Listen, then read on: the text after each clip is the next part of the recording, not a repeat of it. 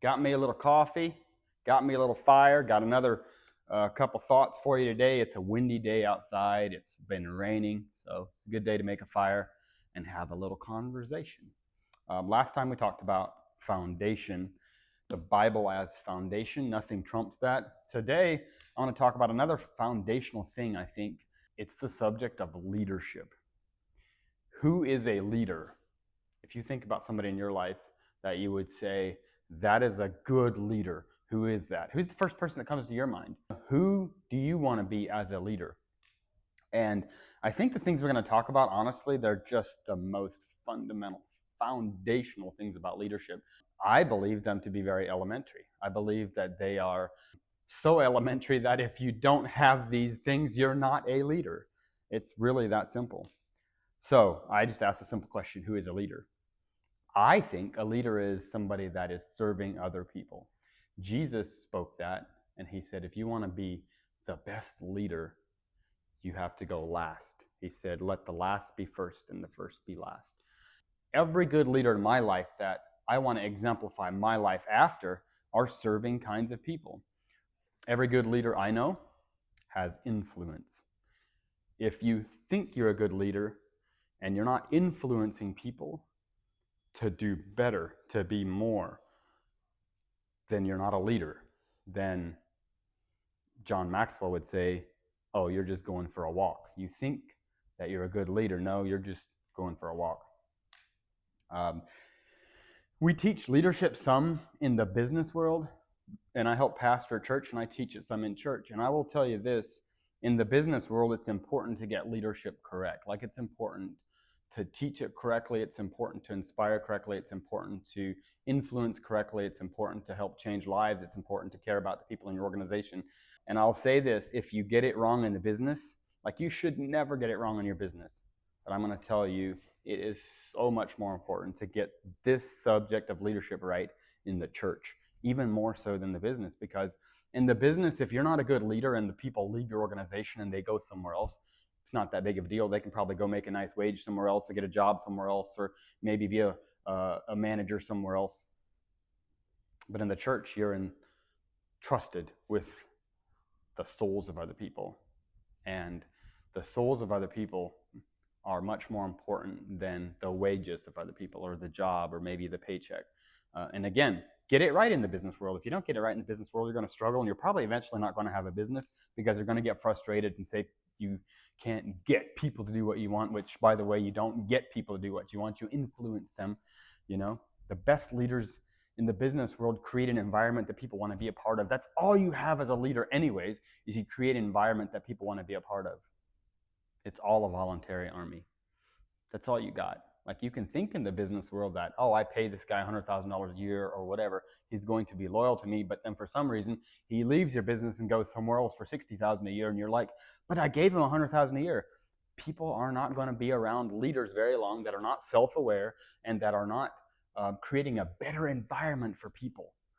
So it's important to get it right in the business, but I'm going to tell you, like, if you're a church leader watching this, or maybe, some of the best leaders I know didn't have the title of a leader, to be really honest with you.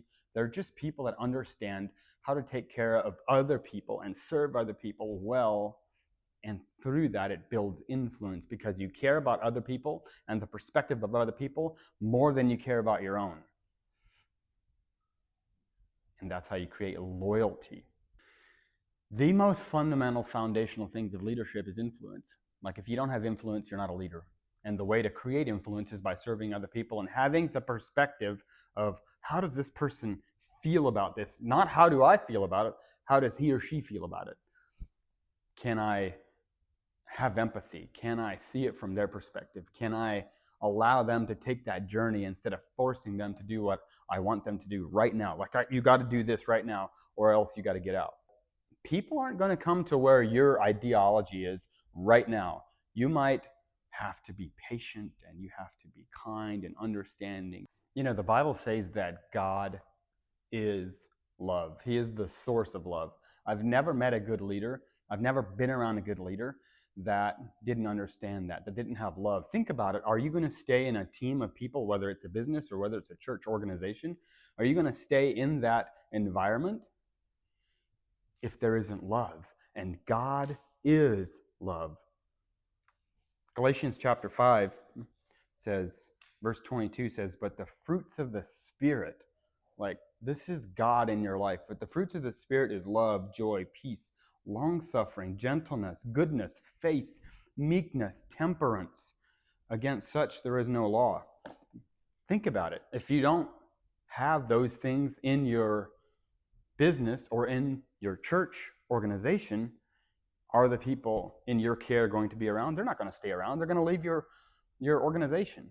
And again, you can get this wrong in the business world, and you can be selfish, and you can make it all about yourself, and you can push your ideology down people's throats, and people are going to leave your organization, and it's going to leave you with a lot of frustration, and honestly, you're going to hurt people along the way, and that's really sad.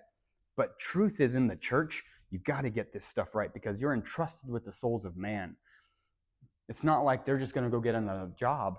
Some of these people, I've seen people's lives get just kind of derailed sometimes in churches where pastors don't understand this, and they want to shove their ideology down somebody's throat and not allow that person to take a journey, and to allow that person to see it over a matter of time, and to shepherd those people, and to work with those people, and to care about those people. But we want the result more than we want the better interest of that person. And I think that in leadership, all you have is influence. You have nothing more than influence, and it's all a voluntary army. And how you work with people makes a big difference in people's lives down the road. I always say that we believe on Jesus and we believe in people. So Jesus is our foundation. We talked about that last time. The Word of God being foundation. We believe in this with all our heart. And that is our foundation. But believing in people is so important. Seeing the better in a person. Seeing the better in that person. How that person can grow, and allowing that person to take a journey is so important, because it doesn't have to happen overnight. So I want you to take a little inventory in your own life. Maybe you think that you're a great leader and you're not very self-aware of who you are, because all great leaders are very self-aware. Who their people say they are and who they think they are should line up. And if it doesn't line up, then listen to the feedback, because feedback is very important in organizations. And I personally don't think an organization can grow without proper feedback, or a safe environment for feedback. And when feedback comes, we as leaders need to look at the advice, and we need to say, man, if we're a smart, wise person, even if the advice is wrong, we're going to listen to the feedback, and we're going to assess it in our own lives, and we're going to maybe put that thing, that whatever that was, maybe we're going to put that in a place in our life that we're going to start working on it. I remember some years ago, my wife gave me feedback. This is probably in the first, 6-7 years of our marriage. She used to tell me, she would say, you just have to be right. You always think you have to be right. I'm sure I would argue that as a foolish person. I'd be like, no, I have to be right about that too. And one day we had left church and we were on the way home from church, and she forgot her salad bowl. It's the most simple thing. In a man's mind, it's like the most simple thing. She forgot her salad bowl. We had like this, everybody brought food, and we all ate at church. And then when we left, we were about a mile down the road. She goes, hey, I forgot my salad bowl. Can we go get my salad bowl? Can we go back? So I said, I'll have my buddy Simon, I'll just have him pick up the salad bowl, take it to his house. We're going to his house that night. And Deb says, we're just a mile down the road. Can't we go back and get the salad bowl? And I'm like, no, Simon can get it and take it to his house. Like, he can just take it to the house. We'll get it tonight. It's no big deal. And I keep driving down the road, and then it hit me. And I just looked at my wife, because she kind of looked at me, and I just looked at her, and I said, this is what you've been talking about. I just got to be right. And she was like, yeah, that's what I've been trying to tell you. You always think you got to be right. So that's an area in my life that, I turned around and we went back and got the salad bowl. And it's an area of my life that I still have to work on today. And it's an area in most of us men's lives that we probably have to work on, because we can be wrong and we're not always right. And sometimes getting feedback, it hurts our feelings, and we, think we're these tough men, and then these little pieces of feedback, we get our butt hurt about them. And so that's an area in my life that I have to put that in a category of, you know what, I'm going to work on that. And it's a lifelong process of working on that. And so that's what I'm talking about, feedback. If we can't accept feedback and be a wise person and look at that feedback, even if sometimes the messenger don't bring feedback well. Like the messenger might even be kind of frustrated and give you feedback. And if you're a wise person, you're still going to say, thank you for the feedback. I will take that in consideration. I will assess that in my own life. I'm sure it wasn't easy to bring that feedback to me. Thank you for bringing it to my attention. And you're going to consider it, because if you don't consider it and you make him look like a fool for bringing you feedback, what have you gained? You've lost a friend too. And then you're going to have people leave your organization. And so having an environment where people feel safe and it's a growth environment. Again, we believe on Jesus as our foundation, and we believe in people. On Jesus, he died for the sins of the whole world. And if you accept him as your Savior, you can know that your name is written in the book of life, and that someday when you leave this world, that the blood of Christ will save you. Jesus said, I am the way. That is believing on Jesus. And then we believe in people. And what I mean by believing in people is we see the better in people. We allow people to take the journey. Maybe in 5 years, that person becomes the person that you've been praying that he or she can become. And you allow that person to take that journey, because it doesn't have to happen like this. And you influence and you pray for people, and you allow people to take that journey, and you see the better in them. I see too many leaders forcing people to do as they say or else. I believe that the way we believe in people and how we ask is so important. I'll use our own children as an example. I can go to my boys and I can say, boys, why is your room always messy? And by the way, I've told my wife many times, I hate why questions. They don't know why their room is always messy. Why did you do that? Well, that kid doesn't know why they did that. They can't explain that. And so instead of going to the boys and saying, why is your room always messy? I would much rather go to the boys and I would say, hey boys, mom's in town, and she would be so proud of you if you guys cleaned up your room without her having to ask for it. And they go up and they clean up the room because they're trying to rise to that expectation, because people rise and fall to the expectation you set for them. And so if you're always telling them what they're doing wrong, there's no expectation, and they're just going to continue to let you down. And as a leader, if you set expectation and you set good expectation, then our children, our people in our businesses, our people in our churches are going to rise to that expectation, because you're going to see the better in those people. One of my favorite stories about believing in people is about a man by the name of Thomas Edison. And you probably know the name Thomas Edison. And if I ask you this question, I've been asking this question in some of the rooms that I'm speaking in and to some of the people. And I'm like, if I say Thomas Edison, what's the first word that comes to your mind? And almost everybody says light bulb. That's the first word they say. And then they say inventor. And Thomas Edison had over 700 patents to his name when he passed away.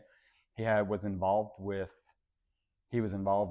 several thousand, between 2,000 and 3,000 patents that his name was on the patent, or he helped as a co-patent. He helped patent a product. He's known as one of the greatest inventors of the century. And so I want to read to you this story. One day as a small child, Thomas Edison came home from school and gave a paper to his mother. He said to her, Mom, my teacher gave this paper to me and told me only you are to read it. What does it say? Her eyes welled with tears as she read the letter out loud to her child. Your son is a genius. This school is too small for him and doesn't have enough good teachers to train him. Can you please teach him yourself?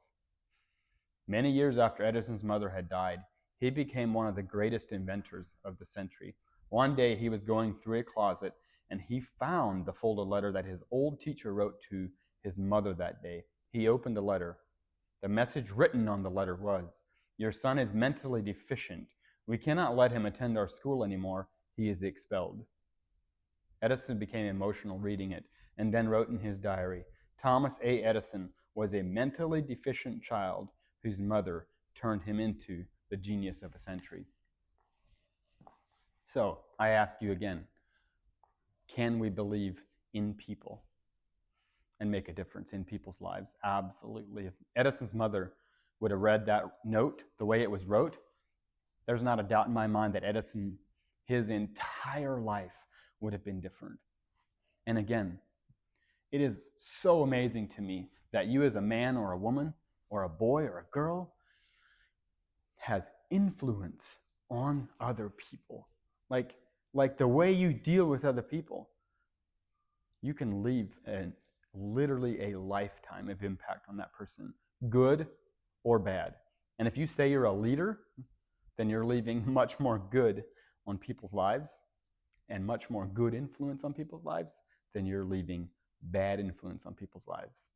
If you have people that are leaving your organization regularly and you're frustrated, then you need to go take a hard look in the mirror.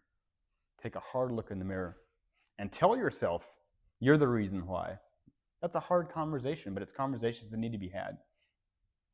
Because it's amazing to me that we can have influence on people. So much so that in a good way or a bad way, it literally impacts their life for the rest of their lives. And so again, if Edison's mother could impact him as a mother, you can impact so many people in your lives and make a difference in their lives. So go out there, be the leader that God is asking you to be. And I don't care if you're a youth watching this or you're a 75-year-old man watching this, you're called to be a leader at some level in your life and go make a difference.